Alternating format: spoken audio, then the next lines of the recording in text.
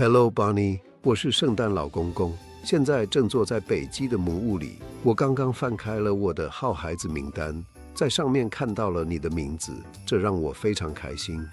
这一年来，我看到了你的许多成长。我看到你很有礼貌地跟长辈打招呼，认真地守玩具。我跟陆道夫，那只红鼻子麋鹿，都看在眼里。今晚，当你闭上眼睛睡着的时候，我会带着适合你的礼物放在袜子里，记得要在门口放袜子哟。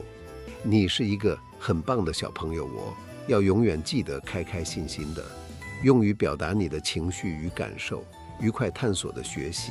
记住，爸爸妈妈是永远最爱你的人，也祝福你圣诞节有美好的一天。